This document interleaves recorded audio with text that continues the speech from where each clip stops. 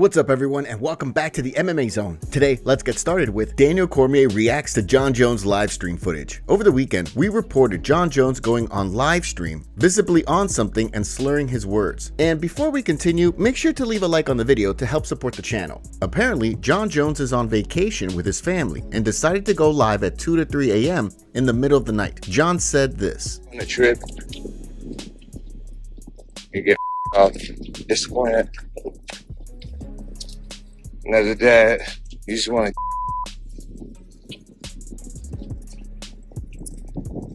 to.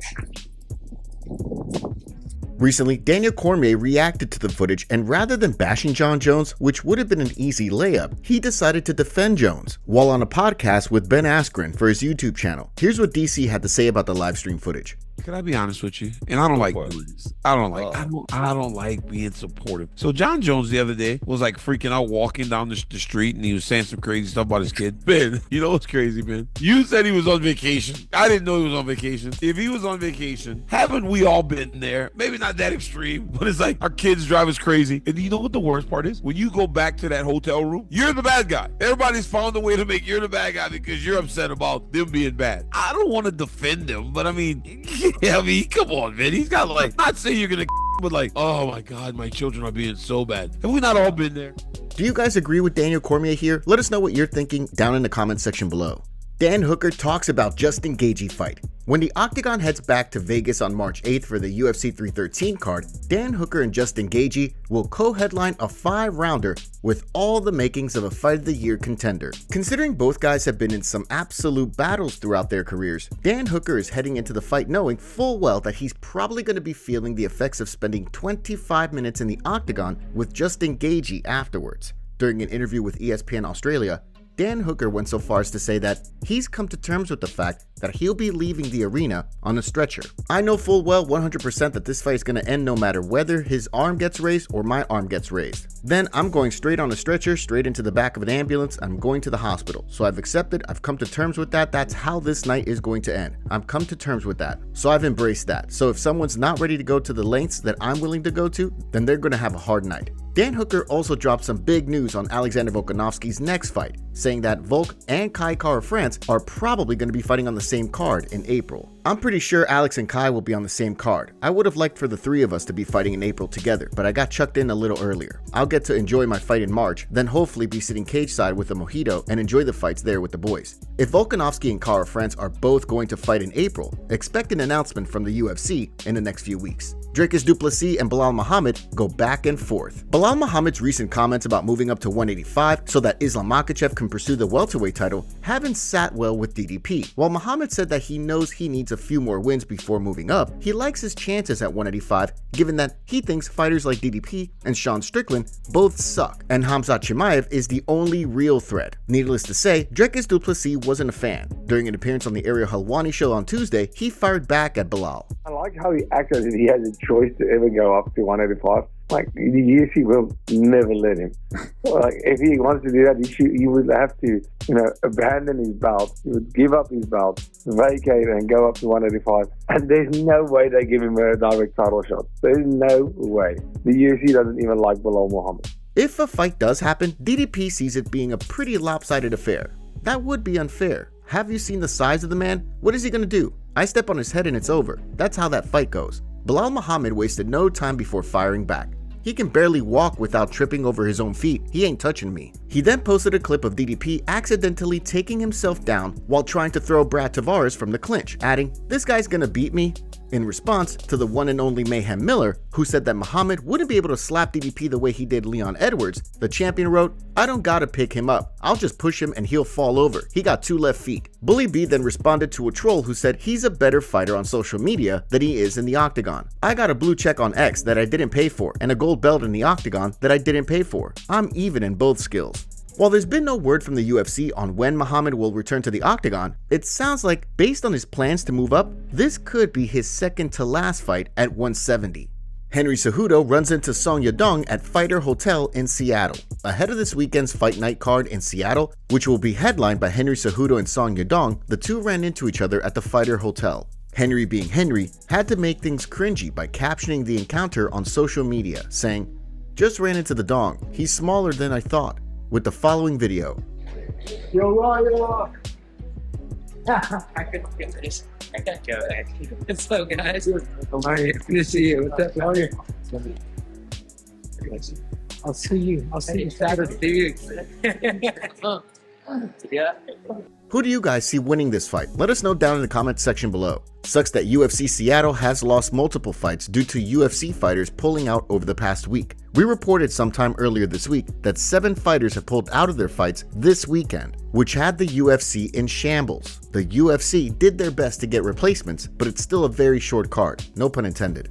Bryce Mitchell releasing another podcast episode. The first episode of Bryce Mitchell's podcast might have landed the featherweight veteran in hot water, but it looks like Bryce Mitchell isn't ready to throw in the towel just yet when it comes to podcasting. In a video on Instagram, Mitchell said that he'll be releasing another episode of his Arc Insanity podcast, despite the controversy that came from the first episode. Hey, I want to let y'all know that episode 2 of Arc Insanity is coming. I do not care what anybody except God thinks about me. I'm not going to let a little bit of criticism stop me. In fact, I think that was a crazy amount of feedback for a first episode on a podcast, so I'm definitely not going to stop. Once I get Arc Insanity up and going, it's going to be a regular thing once a week. If you're too sensitive for the show, then don't watch it. So my podcast is going to be talk about fighting, farming, anything I want to talk about, I'm going to talk about. And if you don't like it, don't watch it. Apparently, 1 million something people did like it because had a lot of views. Anyways, episode 2, it ain't going to get censored. I'm going to edit it real good for all the sensitive people that my words tend to break.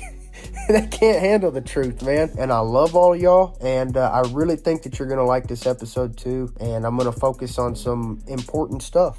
While Dana White has said that he has no plans of reprimanding Mitchell for his controversial comments on the first podcast, given all the negative publicity that's come from the situation, it'll be interesting to hear what Dana has to say about the show's return. Alex Pereira opened to friendship with Jamahal Hill. It wasn't that long ago that Alex Pereira and Jamahal Hill nearly came to blows at the UFC's PI, with Hill walking up to Pereira to talk some trash, and Pereira offering him the chance to settle things right then and there. Despite that, and the fact that the two have taken some verbal shots at each other over the past few years, Pereira is open to squashing their beef sometime down the road like he did with Israel Adesanya. During an appearance on Straight Talk with Mark Boers, Pereira spoke through his coach and translator, Plinio Cruz, about the situation, saying that although he has no plans of squashing his beef with Hill right now, once the two aren't competing against one another, he's open to training with Hill and even becoming friends. Right now, at the moment, no, because of a potential fight in the future. We fight in the same weight class, but if it happens, just like Israel Adesanya, I'm not fighting him, Hill, anymore. I have no problem with that. We can be friends, train together, no problem for me.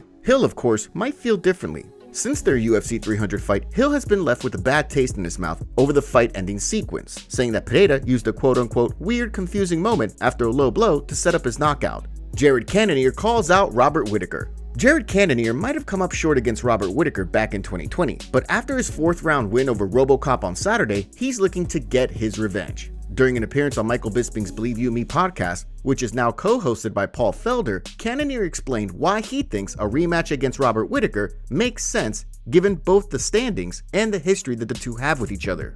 There's history because he beat me in that first fight handily. Yep. He lost his last fight. I won my last fight. Yes, I think Robert Whittaker would be a good rematch to be had to help progress my career, hopefully towards the title, because that's definitely what I'm going for. I'm definitely aiming for the top.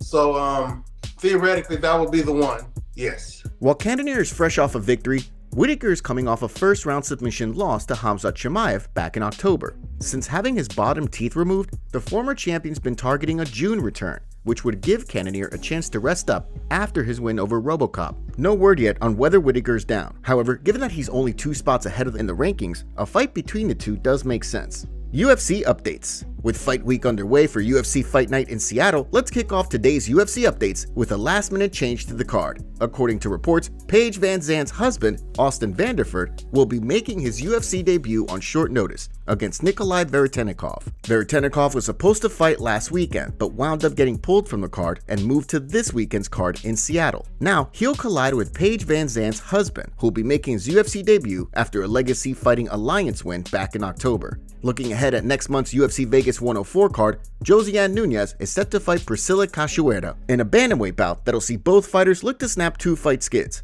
Nunes most recently dropped a split decision to Jacqueline Cavalcanti back in August, while on the flip side, Zombie Girl will be looking to return to action after taking more than a year off following a third-round submission loss to Jasmine Yasidavicius. Last but not least, we have two new additions to the UFC 315 card set to take place in Montreal, with Marc-Andre Barrio set to fight Bruno Silva and Alexa Grasso set to fight Natalia Silva. In the Barrio-Silva fight, the Quebec native will be looking to snap a 3-fight skid that most recently saw him knocked out back in November on the UFC Fight Night Edmonton card. On the flip side, Bruno Silva's in the midst of a 4-fight skid that most recently saw him drop a decision back in October. In the case of the Grasso-Silva fight, the former champ will be looking to bounce back from her UFC 306 loss to Valentina Shevchenko. On the flip side, Silva will look to build on a 5-fight winning streak that most recently saw her defeat Jessica Andrade. Sean Strickland leaked money dispute with head coach. Sean Strickland might have gone the distance with Dricus du Plessis despite a broken nose, but after the fight, Strickland was criticized for his performance by his own coach. And before we continue, we have a favor to ask. Help us reach 200,000 subscribers on MMA Zone by subscribing and turning on notifications for daily MMA content. Seriously, we rarely miss a day. Xtreme Couture coach Eric Nicksick appeared on the Ariel Helwani show and publicly said he felt that Sean's performance, which was different from the team's game plan to push the pace,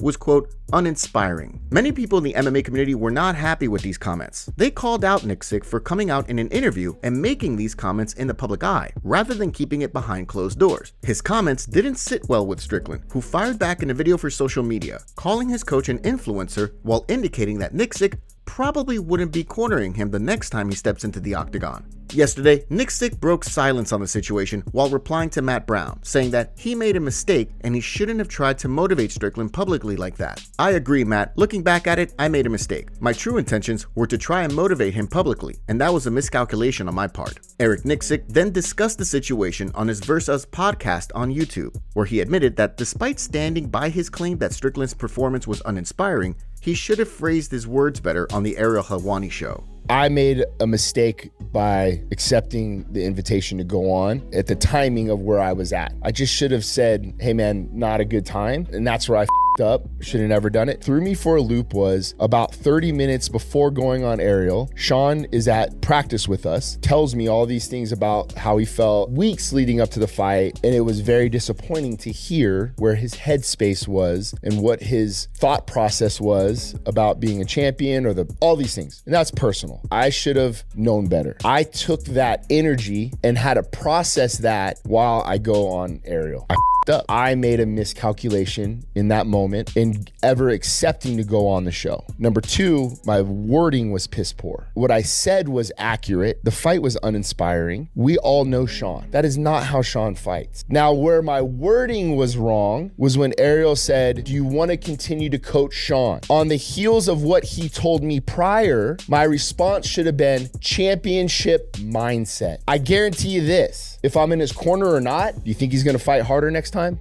Definitely. Considering Strickland had said that there are plenty of other coaches at Xtreme Couture who would like to corner him, it'll be interesting to see if Nicksick is in his corner when he returns to action. Speaking of other Xtreme Couture coaches, Justin Jaynes, who is also a coach at the gym, is claiming something different happened behind the scenes that led to Eric Nicksick's comments. Justin is claiming that this whole situation happened due to a money dispute. He claims that Nicksick sent a 5-paragraph text message to Sean Strickland about money, and Strickland ghosted him, which then led Nicksick to go on the Ariel Helwani show to vent frustration about Sean Strickland. Justin Jaynes made these comments on 10-7 MMA on YouTube. Eric sent Sean a very long text message. It's like 5 paragraphs talking about payment and so on and so forth. And again, I know what was talked about, but it's not the public's business. We'll just keep it at this. He sent him a very long text message wanting to talk about, their agreement, and Sean ghosted him. That obviously would be very upsetting if I'm calling somebody to talk about what I think I deserve and what I'm being paid, and they just don't answer. Imagine Eric had some emotion about that. And then to go on, Sean saying he didn't want to fight, he was only fighting for a paycheck. Well, you got to look at Eric's personal life. He has a family in Vegas. He has 100 other fighters that he works with. He has a gym that he manages. For him to take off the time to put into Sean, putting in an 8-week fight camp, then going to Australia for 2 weeks just for a guy that doesn't even care about winning, he felt that not only was he shorted financially, he was taking time away from his other fighters that do want to compete seriously, and he wasn't getting paid what he thought he deserved. All right. And I totally understand that, man. And I can understand now why he would come out and say the things he did out of frustration. At the end of the day, you know, Eric was upset that, you know, he's taking time away from people that deserve his time, mostly his family.